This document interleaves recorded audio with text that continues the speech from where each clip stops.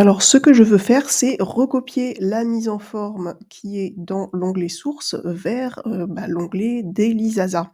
Donc ce que je vais faire, c'est que je vais copier, CTRL-C, depuis l'onglet source et je vais aller coller ça dans l'onglet ici Daily Zaza et alors, en fait, je dois faire un collage uniquement du format.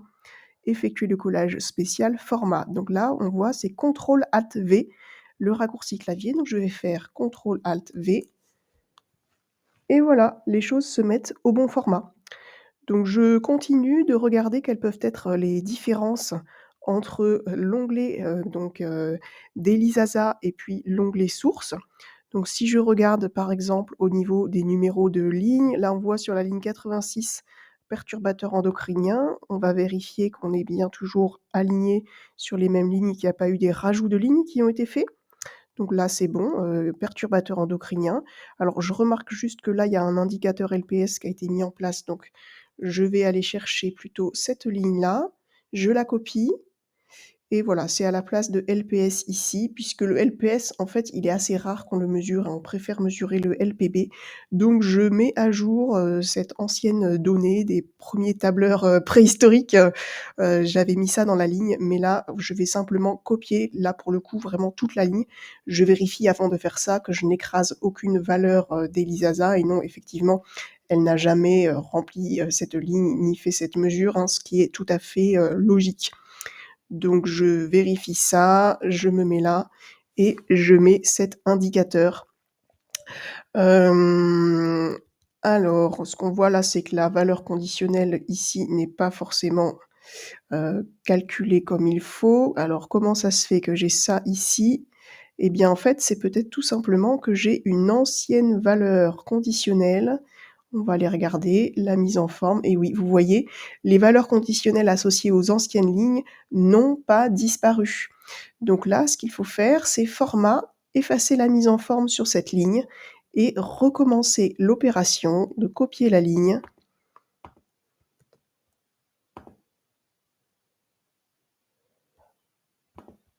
Voilà, je copie la ligne et là, tout va être correct dans l'ordre. Alors, on va aller voir s'il y a des choses à rajouter.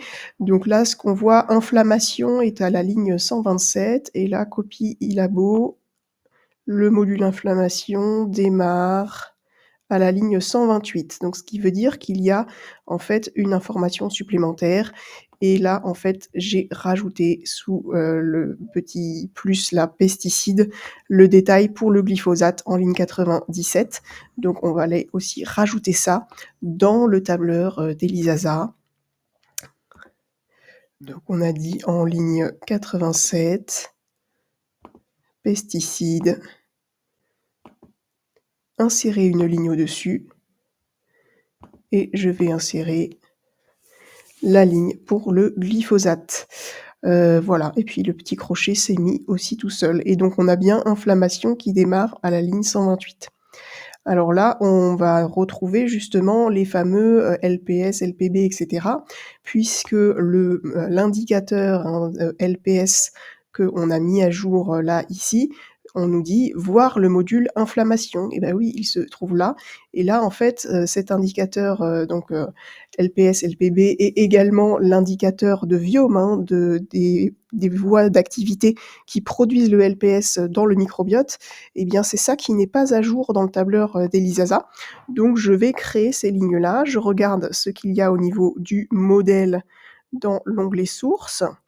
J'ouvre inflammation et là, on voit une première ligne déjà activité inflammatoire, ce qui est directement un résultat qui se trouve, dans le rapport Viome et pour la LPS, en fait, j'ai groupé sous un chapeau complet LPS 3 résultats possibles. Le LPS directement, le LBP que vous mesurerez si vous passez par un médecin, c'est ça qu'il va vous prescrire et la voie de biosynthèse du LPS qui donne une indication de ce qui est produit comme LPS par votre microbiote notes, que vous trouverez dans le rapport, Viome.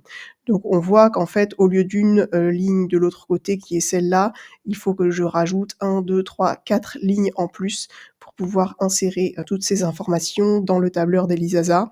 Donc, je vais en rajouter.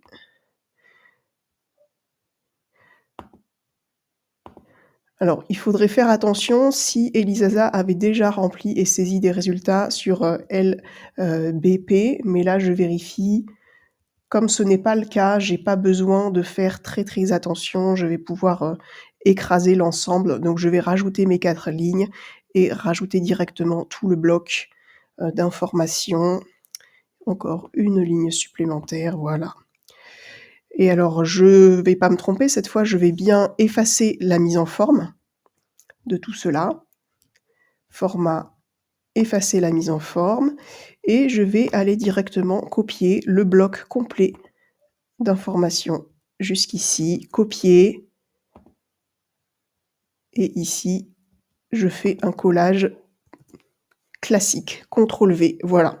Et donc le tableur a bien été mis à jour, à ce niveau-là. Alors dans ce score d'inflammation, il y a, beaucoup d'autres résultats en fait de Viome aussi à reporter. Donc on va mettre à jour.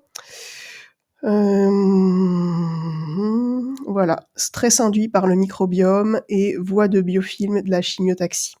Donc en ligne 150 et 151, on va vérifier qu'on est bien sur ça. Oui, je vais donc ajouter, insérer une ligne au-dessous, j'en insère 2.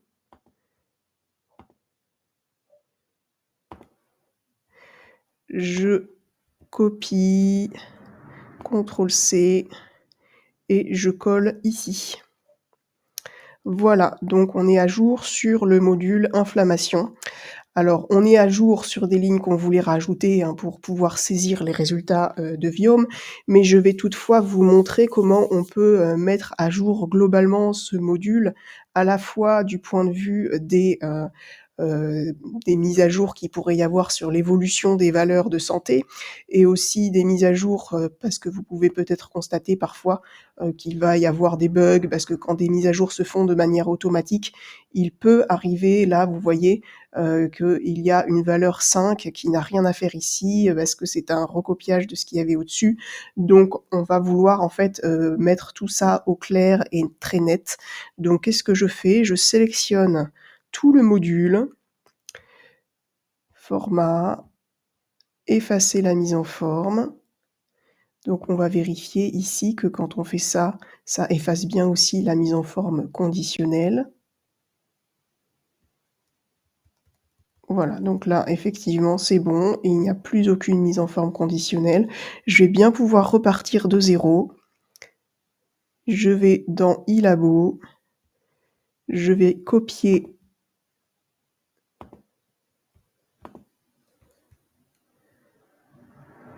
tout ce bloc inflammation, CTRL C et là, qu'est-ce que je vais faire? Surtout pas CTRL V parce que ça écraserait tous les résultats d'Elisasa, mais je me mets dans la première case et je fais un collage spécial du format. CTRL plus Alt plus V.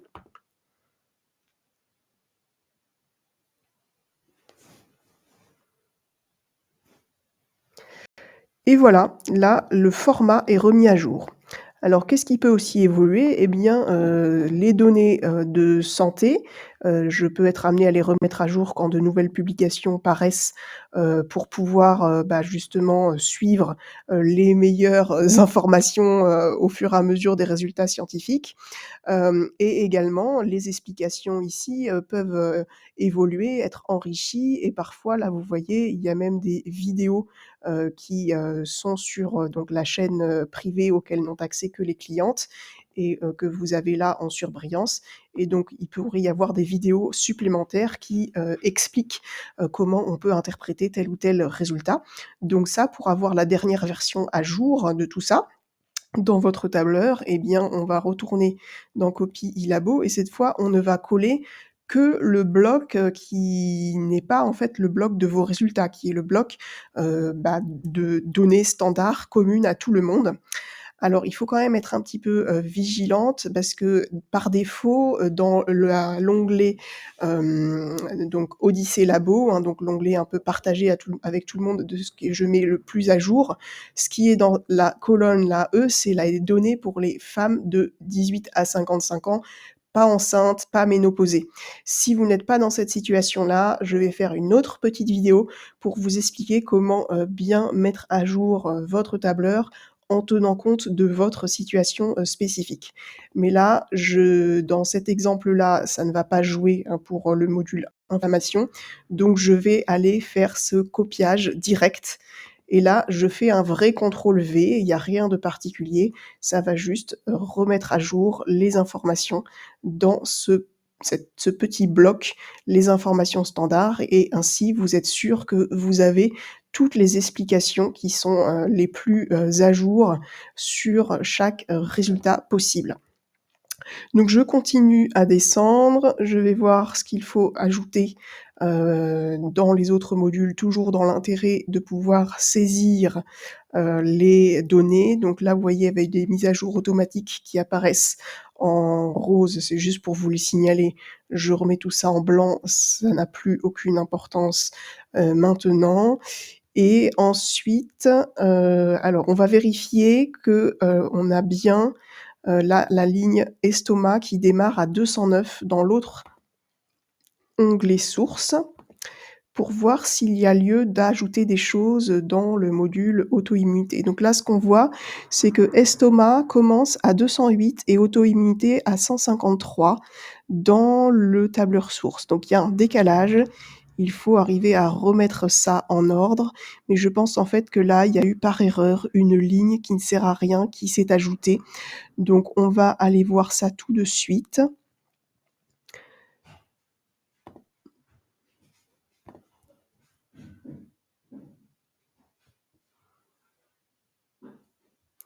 Alors non, je ne suis pas en train de regarder le bon endroit. Auto-immunité.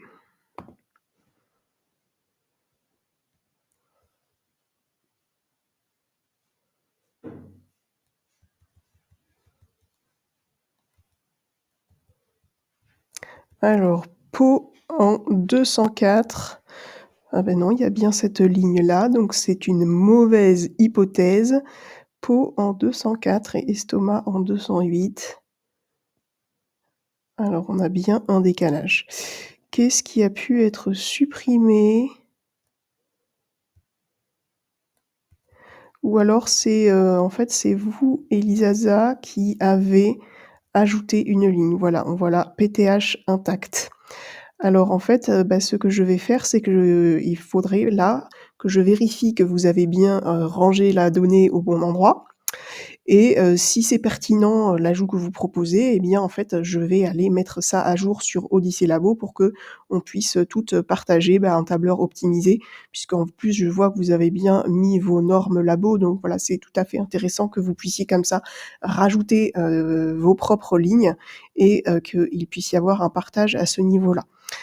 Donc très bien, bah, du coup, je ne vais toucher à rien et je vais juste continuer de mettre à jour, pour les résultats de Viome, en fait, vous montrer où ils sont, et après, bah, j'irai moi de mon côté faire les modifications d'Odyssée Labo pour pouvoir prendre en compte, ce résultat sur, l'hormone, et la parathyroïde, pour tout le monde.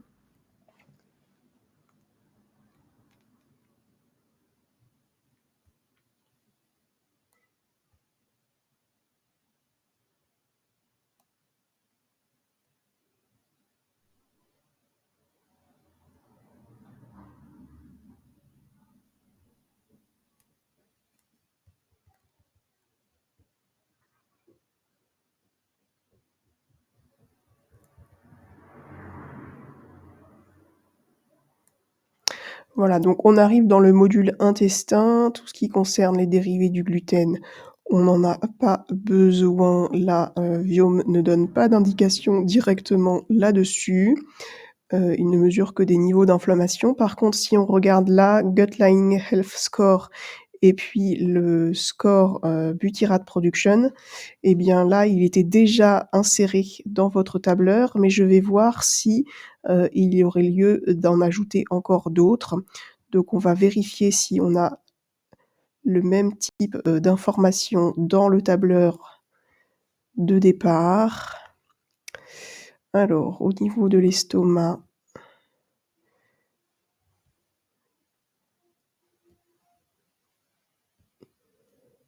voilà, de toute façon pour l'estomac, il n'y a rien dans le tableur de Viome, hein. Il n'y a rien dans les résultats de Viome qui concerne l'estomac, puisque, Viome, on mesure surtout, ce qui se passe dans le côlon. Alors bien sûr, il peut y avoir,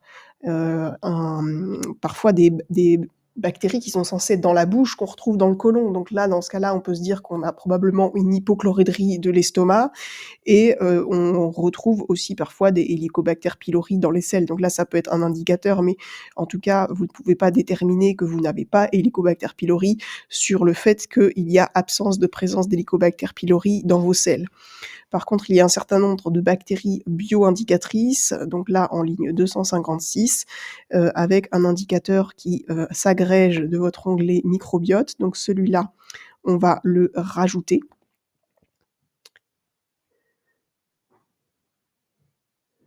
Alors je vais juste reprendre mon numéro de ligne, 256, en dessous du tricarbalate. Voilà, il est là. C'est cette ligne-là qu'il faut que je remplace, et ensuite je vais passer dans les intestins.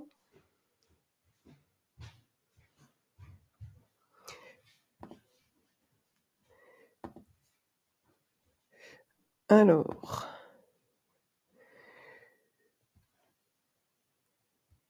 on a un indicateur Viome de santé de la muqueuse intestinale. Donc là, en ligne 288, sous la zonuline fécale.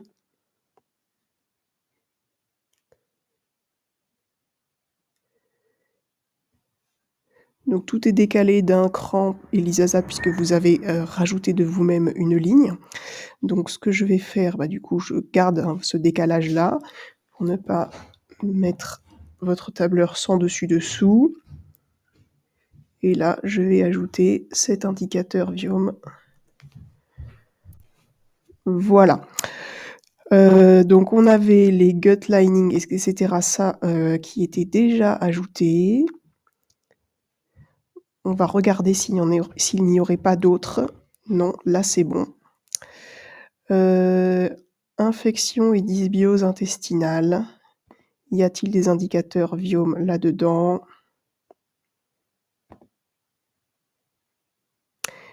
Oui, il y a de nombreux signes et indicateurs d'infection ou de dysbiose intestinale. Donc là, on voit combien de lignes? 1, 2, 3, 4, 5, 6, 7, 8, 9. 9 lignes sous la calprotectine fécale. Allons-y.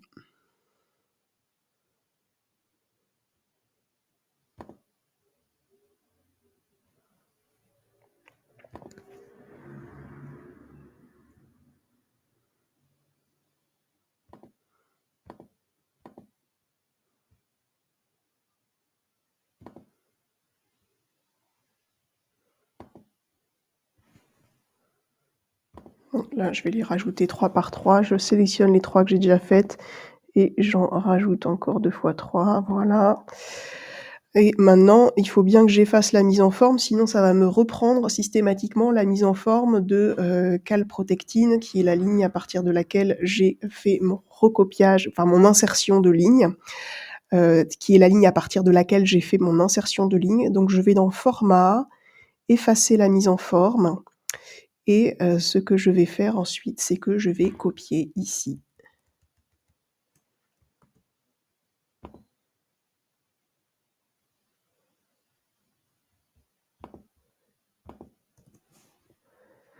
Voilà, eh bien c'est parfait.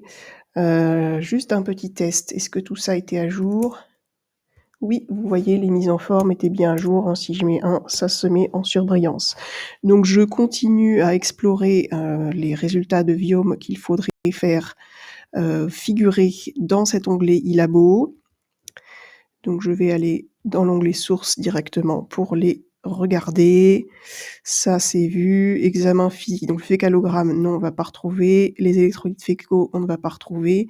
Ensuite, sur les différentes causes de prolifération, c'est plutôt des résultats de MOU ou DMI, hein, selon donc les métabolites urinaires. Donc là, vous ne trouvez pas de résultats de Viome là-dedans. Viome, en fait, ne vous donne pas les niveaux de prolifération, il vous donne des scores agrégés en fin de course. Par contre, tout ça, évidemment, ce sont des résultats à aller chercher dans le rapport, Viome, mais bon, donc là, par contre, il n'y a pas de ligne à ajouter, c'est juste de l'info qu'il faut aller récupérer dans votre onglet, microbiote. Et hem et donc selon la période où vous allez regarder cette vidéo, soit c'est déjà intégré de manière automatique, soit il faut le faire de manière, manuelle. Mais évidemment, ça sera rapidement mis de façon automatique, hein, la le lien entre votre onglet, microbiote et ces informations-là, qui permettent de voir de manière synthétique quels sont les pathogènes les plus, compliqués et les plus embêtants dans votre cas. Ensuite, prolifération fongique, là non, il n'y a rien et pareil sur les flores fongiques à regarder, et bien, en fait, on va juste ajouter un résultat de Viome, sous forme d'indicateurs qui sont les voies de stress salin en ligne 449.